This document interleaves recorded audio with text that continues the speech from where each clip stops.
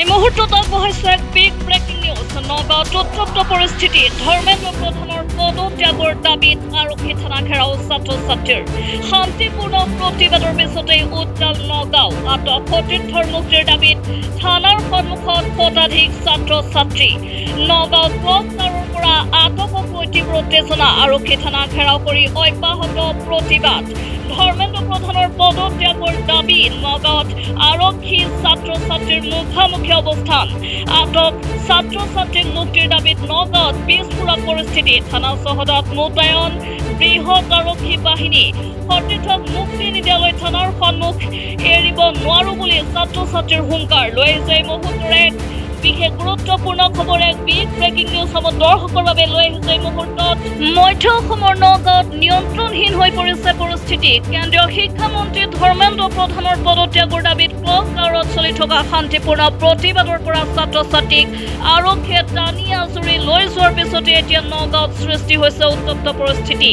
শ শ ছাত্ৰ-ছাত্ৰীয়ে এতিয়া ঘেৰাও কৰিছে নগাঁও আৰক্ষী থানা। প্ৰাপ্ত খবৰ অনুসৰি নগাঁও কলেজৰ সমীপৰ ক্লক টাৱাৰৰ পৰা আটক কৰা সতীৰ্থসকলৰ মুক্তিৰ দাবীত আৰু শিক্ষামন্ত্ৰী ধৰ্মেন্দ্ৰ প্ৰধানৰ পদত্যাগৰ দাবীত একত্ৰিত হৈছে এতিয়া শত সহস্ৰ ছাত্ৰ-ছাত্ৰী। উত্তাল উত্তেজনাৰ মাজতে ছাত্ৰ-ছাত্ৰীসকলে নগাঁও আৰক্ষী থানা ঘেৰাও কৰি তীব্ৰ প্ৰতিবাদ সাব্যস্ত কৰিছে। পৰিস্থিতি ক্ৰমান্বয়ে জটিল হৈ পৰাৰ পৰিপ্ৰেক্ষিতত থানা চৌহদত উপস্থিত হৈছে বৃহৎ সংখ্যক আৰক্ষী আৰু অৰ্ধসামৰিক বাহিনী। খবৰ অনুসৰি বৰ্তমানলৈকে আৰক্ষীয়ে লাঠি চালনা কৰা নাই যদিও পৰিস্থিতি অতি বিস্ফোৰক হৈ পৰিছে। যিকোনো মুহূৰ্ততে আৰক্ষীয়ে লাঠি চালনা কৰিব পৰা সম্ভাৱনা আছে। আমাৰ সতীৰ্থসকলে শান্তিপূৰ্ণভাৱে শিক্ষামন্ত্ৰী ধৰ্মেন্দ্ৰ প্ৰধানৰ পদত্যাগৰ দাবী জনাইছিল। এনেদৰে প্ৰতিবাদকাৰীসকলে মন্তব্য কৰিছে। তেওঁলোকে কৈছে যে কিন্তু আৰক্ষীয়ে তেওঁলোকক গুণ্ডাগিৰি কৰি টানি আজুৰি লৈ আহিল। যেতিয়ালৈকে আমাৰ সতীৰ্থসকলক সসন্মানে মুক্তি দিয়া নহয় আমি থানাৰ সন্মুখৰ পৰা আঁতৰি নাযাওঁ বুলি মন্তব্য কৰিছে প্ৰতিবাদকাৰী ছাত্ৰ-ছাত্ৰীসকলে। আমাৰ সতীৰ্থসকলে শান্তিপূৰ্ণভাৱে শিক্ষামন্ত্ৰী ধৰ্মেন্দ্ৰ প্ৰধানৰ পদত্যাগৰ দাবী জনাইছিল। কিন্তু আৰক্ষীয়ে তেওঁলোকক গুণ্ডাগিৰি কৰি টানি আজুৰি লৈ আহিল। যেতিয়ালৈকে আমাৰ সতীৰ্থসকলক সসন্মানেৰে মুক্তি দিয়া নহয় আমি থানাৰ সন্মুখৰ পৰা আঁতৰি নাযাওঁ। এনেদৰে এতিয়া প্ৰতিবাদকাৰী ছাত্ৰ-ছাত্ৰীসকলে মন্তব্য কৰিছে। থানাৰ চৌহদত এতিয়া হুলস্থুলীয়া পৰিৱেশৰ সৃষ্টি হৈছে। ছাত্ৰ-ছাত্ৰী আৰু আৰক্ষীৰ মাজত মুখামুখি অৱস্থান। আৰক্ষী বাহিনী সাজু হৈ থকাৰ পৰিপ্ৰেক্ষিতত যিকোনো সময়তে পৰিস্থিতি অধিক বেয়ালৈ গতি কৰিব পাৰে। নগাঁও আৰক্ষী থানাৰ সন্মুখৰ পৰিস্থিতি অতি সংকটজনক হৈ পৰিছে। আৰক্ষীয়ে শান্তিপূৰ্ণভাৱে বুজাবুজি কৰিব নে লাঠি চালনাৰ দৰে পদক্ষেপ গ্ৰহণ কৰিব এতিয়া সেয়াহে লক্ষণীয় বিষয় হৈ পৰিছে।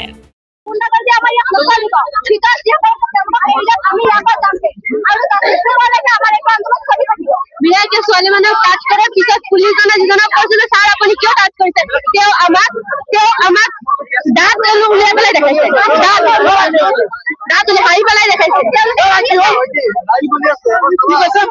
দাঁত উলিয়াই পেলাই দেখাইছে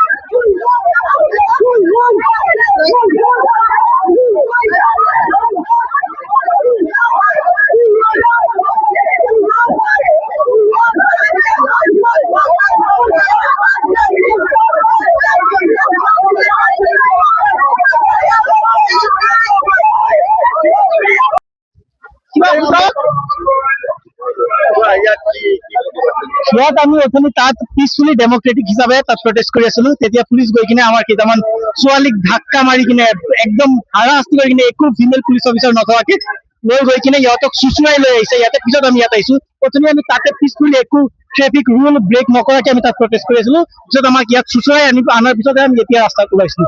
আগতে তাত পুৰা ডেমক্ৰেটিক হিচাপে পিছফুলি কাৰোবাক একো কিবা পাব্লিক প্ৰপাৰ্টি বেয়া নকৰাকে তাত প্ৰটেষ্ট কৰি আছিলো আমি। আপোনালোকে এইগিলা নেদেখাই আপোনালোকে দেখাব লাগে এইগিলা কেনেকে মেল পুলিচ বিলাকে ছোৱালী বিলাকক কেনেকে হাৰাশাস্তি কৰি কিনে লৈ আহিছে। এইবিলাক আপোনালোকে আৱাজ উঠাব লাগে ন। আমি ষ্টুডেণ্ট বুলি কি আপোনালোকে কি দেশৰ নাগৰিক নহয় জানো? আপোনালোকৰ আৱাজ উঠাব লাগে। পুৰা চিষ্টেম চেঞ্জ কৰিব লাগিব। ডাইৰেক্ট এনেকে অকল চৰকাৰক চেঞ্জ কৰিলে নহব, পুৰা চিষ্টেমক চেঞ্জ কৰিব লাগিব। আজি যোৱা 5টা বছৰৰ পৰা এনেকা এটা গভৰ্ণমেণ্ট এক্সাম হোৱা নাই যোনটো নেকি পিছফুলি একো অসুবিধা নোহোৱাকে হৈ গৈছে। আপুনি SSC কলক, আপুনি প্লেট কলক, আপুনি যি এক্সাম কলক, নিট কওক, JEE কওক, CBSE কওক, সব এক্সাম কিবা না কিবা এটা প্ৰব্লেম কৰি আছে। সিহঁতে CBSE সিহঁতে OMR শ্বিট দি দিছে যোনটো নেকি আধা ষ্টুডেণ্টে ভুল ওলাইছে। সিহঁতে একদম এডুকেশ্যন চিষ্টেমটো এনেকা কৰি পেলাইছে যে আৰু 5 বছৰ পিছত একো এক্সামে নহ'ব, পইচা দিয়ে আৰু চাকৰি লোৱা তেনেকে হৈ যাব। মানুহে দিনত দিনে আগবাঢ়ি হৈ থাকে, আমি আৰু পিছফালে গৈছো। এতিয়া এনেকে হৈ আছে যে পইচা দিয়ে আৰু চাকৰি লৈ লোৱা, কেইদিনমান পিছত সিহঁতে এক্সামটোৱে উঠাই দিব।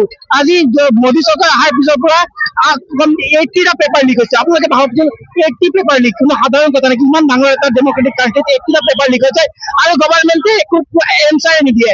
আৰু আমি আমি মেছেজটো আমাৰ চৰকাৰলৈ এইটো দিব বিচাৰো যে কেনেকে চৰকাৰ চলাই আছে আপুনি, যে যোৱা 5 বছৰত আমাৰ এটা এক্সাম ভালকে কণ্ডাক্ট কৰিব পৰা নাই।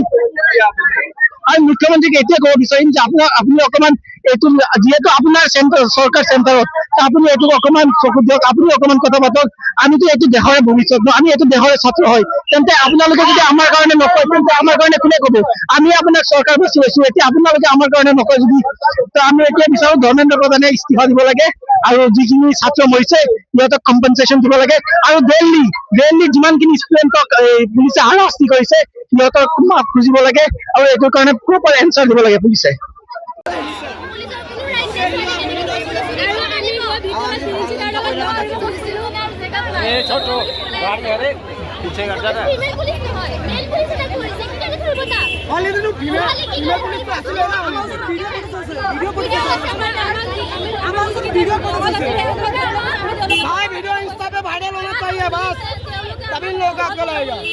নামাকৰণ কৰিছে, আমি অভদ্ৰ তাৰ গাত কৰাৰ কাৰণে আমি অভদ্ৰ কৰা না, আমি আমাৰ নিজৰ জাষ্টিছটো